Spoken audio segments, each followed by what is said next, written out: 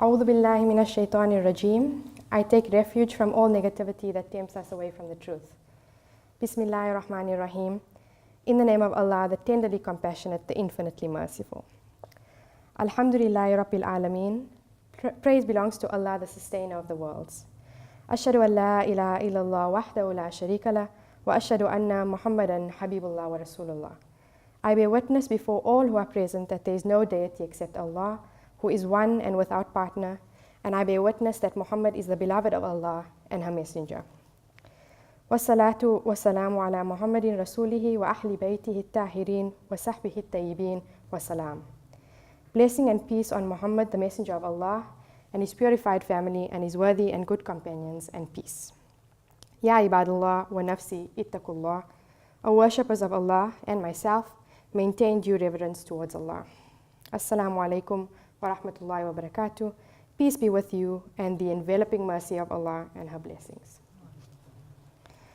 First of all, I would like to thank TIC for giving me the opportunity to give my first ever khutbah and for making this platform accessible to those who don't usually have a voice in this space. If I'm perfectly honest, I didn't know how to write a khutbah. In the end, I decided to start with what I know, and what I know is that I like to tell stories. So I've decided to start this khutbah with a story, my story. Okay. In 2012, I left my family in Joburg and I moved to Cape Town. There are many reasons why I decided to do this, which I won't get into here. But one of the things I was most looking forward to was experiencing a Muslim culture different to what I had grown up with. Before coming to Cape Town, I had never gone to the mosque to pray. In my experience, visits to the mosque were limited to our madrasa jalsas once a year, for the women in my family at least. And even then, it was seldom that we actually entered the mosque. Most years, the women sat in a tent in the mosque courtyard that was equipped with a crackly sound system, and what was going on inside the mosque was left to our imaginations. Mothers had to visualize their children singing nizams and getting end-of-year certificates and prizes. I know the mosques in Joburg from the outside only. I've lost count of how many times we would be out somewhere on the weekend and stop off at the mosque at Zohar or Asr time so my father and brother could pray. But the rest of us, my mother, my sisters, and I, would be left in the hot car in the parking lot. And then we would have to rush to the closest relative's house to make it in time for our own prayers. Most mosques in Joburg don't have room for women. Or like the mosque in my neighborhood, they have a women's section that either remains locked or gets used by the men who come late for Jamaat. It's understandable then why being in Cape Town felt like such a luxury to me. It was luxurious to hear the adhan, sometimes more than one adhan, sounding off unapologetically in nearly every neighborhood. It was luxurious to know that I was able to stop at any mosque come Salah time and be fairly certain that there would be a place for me there. I went to my first Jummah Salah and my first Eid Salah at Masjid al-Quds in Gatesville. I remember phoning home afterwards in excitement, telling my mother all about how I walked to the mosque, surrounded by other families making their way there, towards a communal spiritual experience. My brother couldn't understand why I was so excited. So we went to mosque, he said, which I know meant big deal.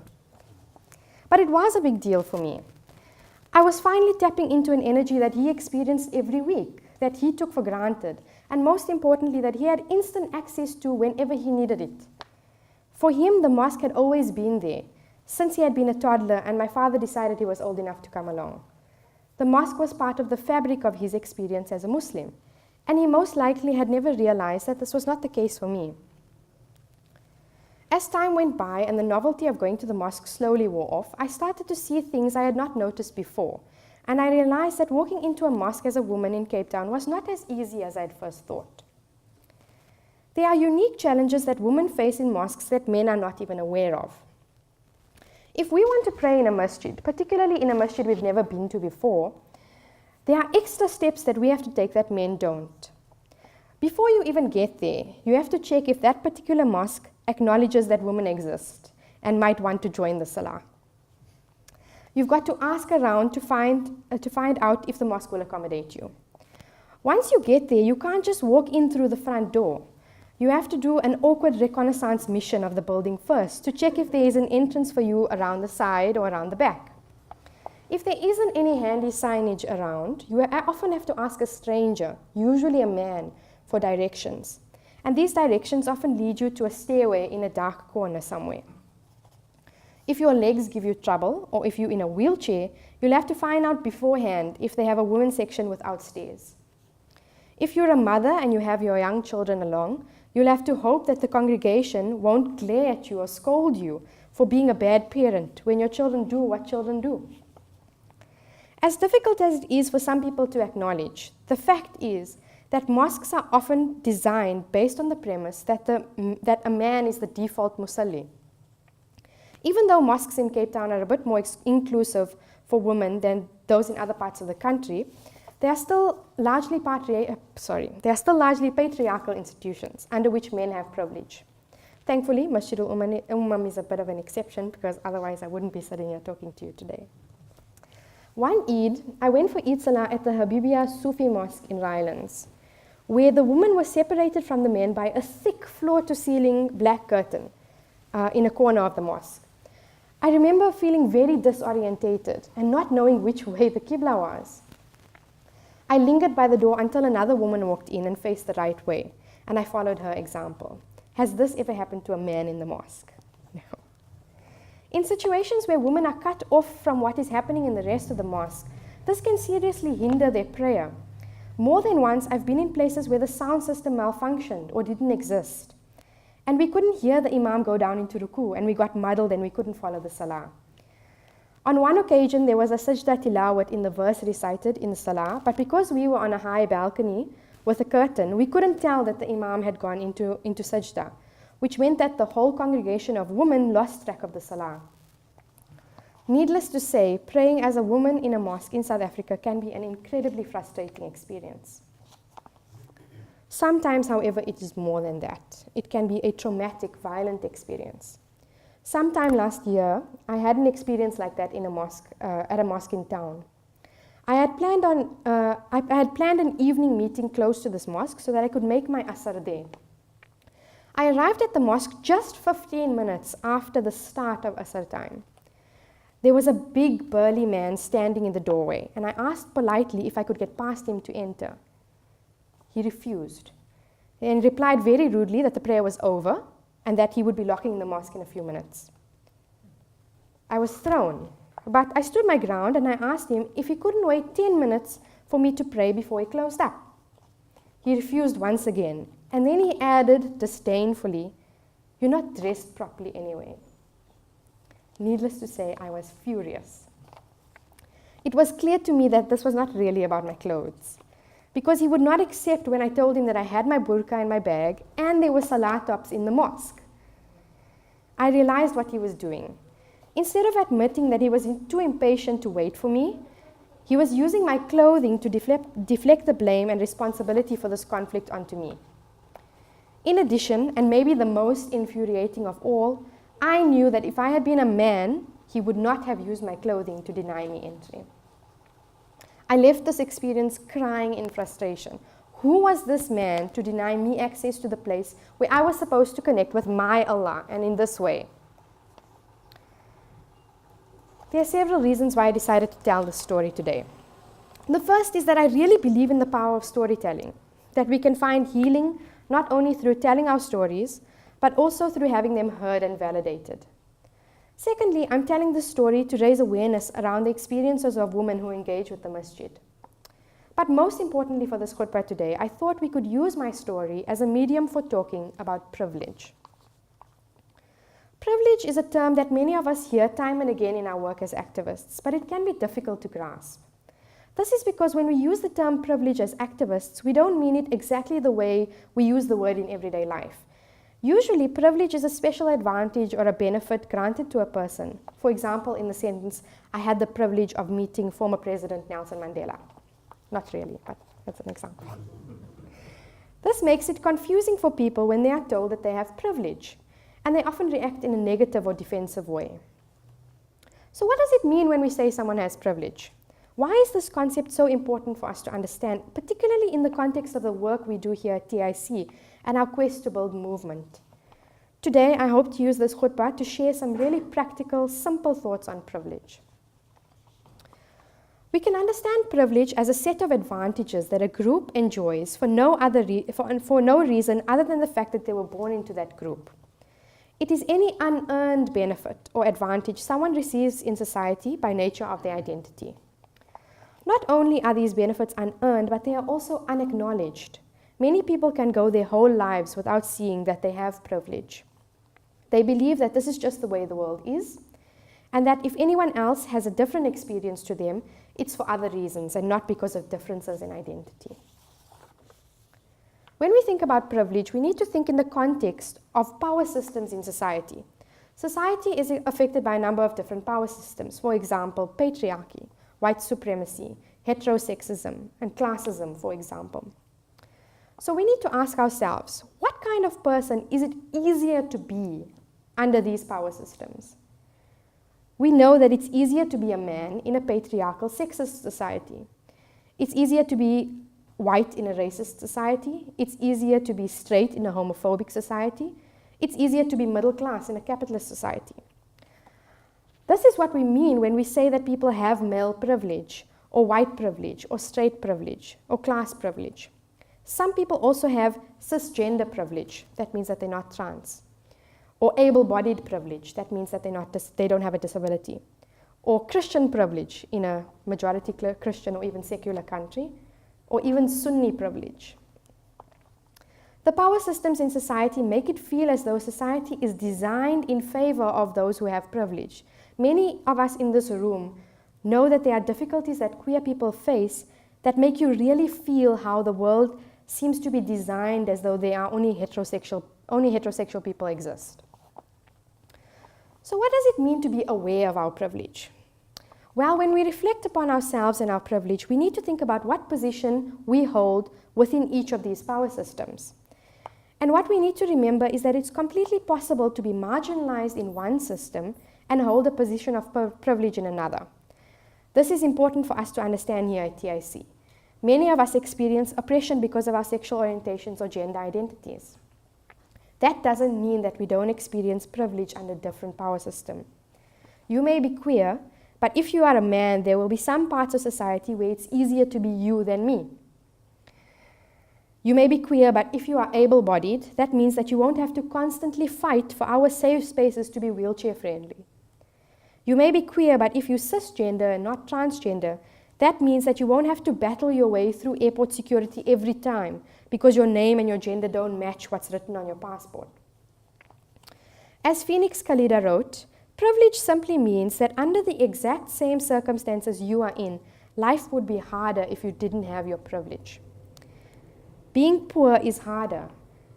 Being poor is hard. Being poor and disabled is harder. Being a woman is hard. Being a trans woman is harder. Being a white woman is hard. Being a woman of color is harder. Being a black man is hard. Being a gay black man is harder. End quote. I'm not saying that some people's struggles are more important than others, or that if you are privileged you should feel guilty, or that you shouldn't fight to end your own marginalization. I'm asking that we acknowledge that in our queer community, we don't all experience marginalization or exclusion in the same way. Our different positions in society mean that we may have different needs, and if we ignore these, then the more vulnerable individuals will be even further excluded. If I reflect on my own circumstances, for example, I know that I experienced marginalization as a woman under the patriarchy and as a person of color under white supremacy. But at the same time, I'm from a privileged middle-class background. I was able to drive myself here to Wynberg today through the traffic. My parents were in a position to get me a good education, even though it was tough sometimes. I also had access to the support I needed when I moved down to Cape Town to further my studies. I know that if I didn't have this class privilege, it would have been a lot harder for me to be where I am today. This doesn't mean that my life has been easy, or that I've never had to struggle, or that I've never had to work hard. It just means that simply by virtue of the position in society I was lucky enough to be born into, I have certain things smoother than other people.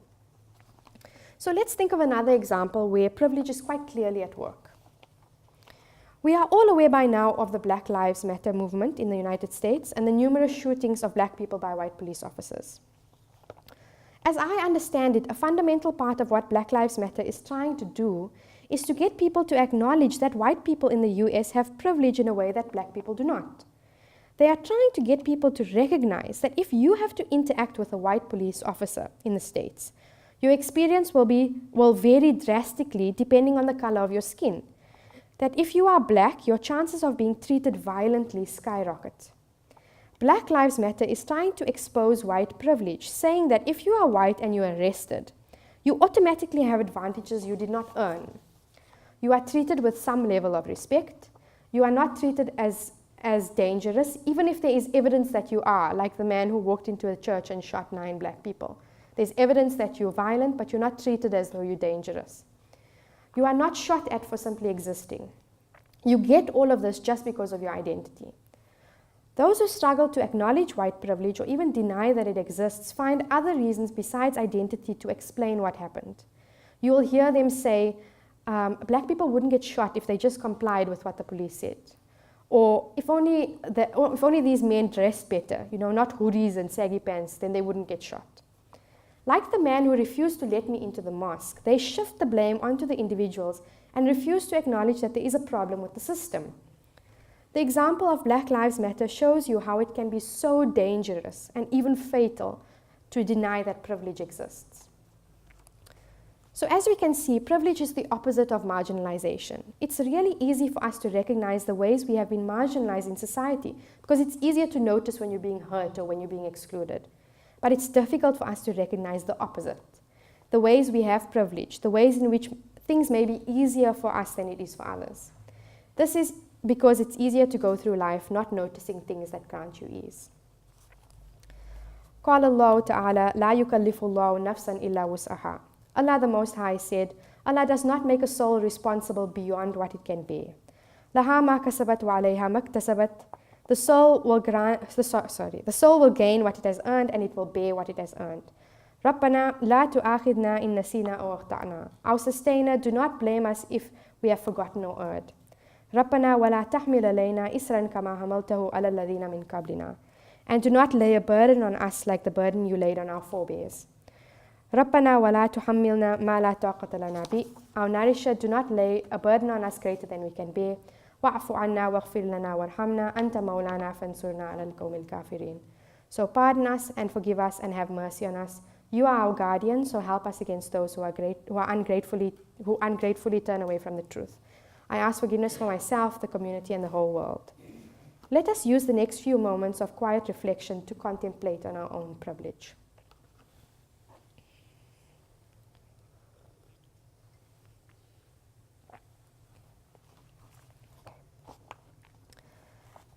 Why is it so important for us to reflect on our privilege, particularly in the context of movement building work we do at TIC?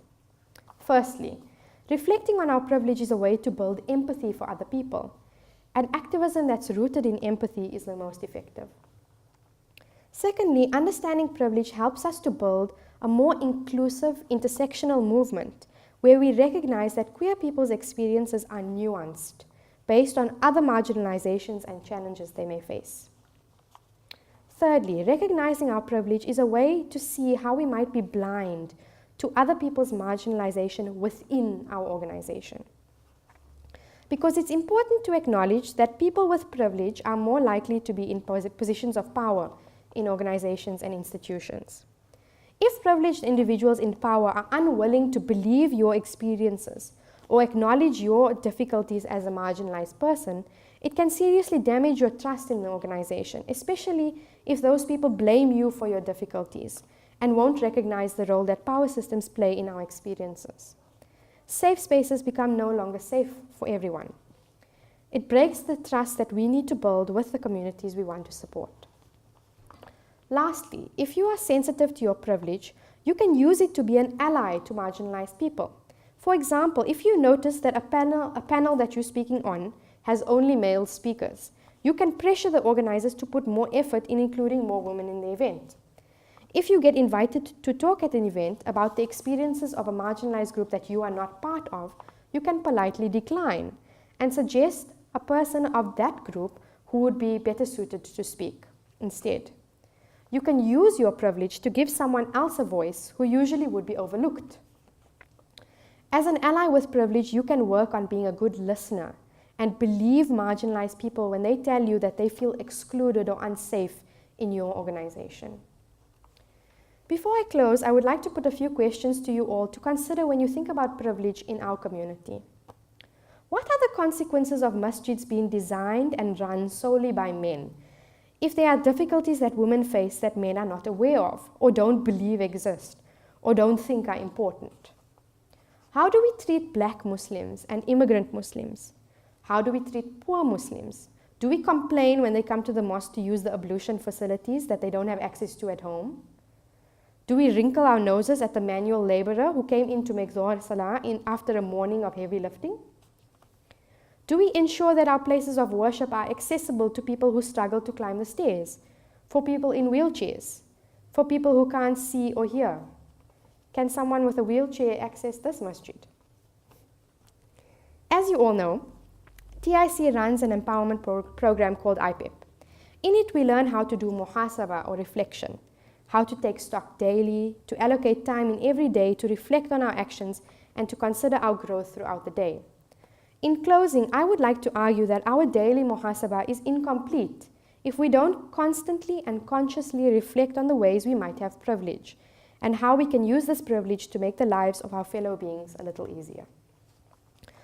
وَقُلْ رَبِّ زِدْنِي إِلْمًا, and say, my sustainer, increase me in knowledge. قَالَ النَّبِي صَلَى اللَّهُ عَلَيْهِ وَسَلِّمْ تَسْلِيمًا. The Prophet, Allah bless him and grant him peace. إِنَّ اللَّهَ وَمَلَائِكَتُهُ يُصَلُّونَ عَلَى النَّبِي يَا أَيُّهَا الَّذِينَ آمَنُوا صَلُّوا عَلَيْهِ وَسَلِّمُوا تَسْلِيمًا. Truly Allah and our angels give blessings to the Prophet Muhammad, and O those who have believed, give your blessings to him and blessings of peace and invoke peace for him. اللهم صل على محمد وعلى آل محمد كما صليت على إبراهيم وعلى آل إبراهيم اللهم بارك على محمد وعلى آل محمد كما باركت على إبراهيم وعلى آل إبراهيم في العالمين إنك حميد مجيد. O Allah, greet Muhammad and the family of Muhammad as you greeted Abraham and the family of Abraham. O Allah, bless Muhammad and the family of Muhammad as you blessed Abraham and the family of Abraham. Indeed, you are ever praised and ever exalted in the universe. Subhana rabbika rabbil izzati amma yasifun wa salamun ala al-mursaleen walhamdulillahi rabbil alameen. Glory be to your sustainer, the possessor of renown, from what they allege about her. Peace be to the ones who are sent. The praise belongs to Allah, the sustainer of the worlds. May Allah forgive me for any errors I have made, and Allah knows best. Aqimis salah. Let us pray.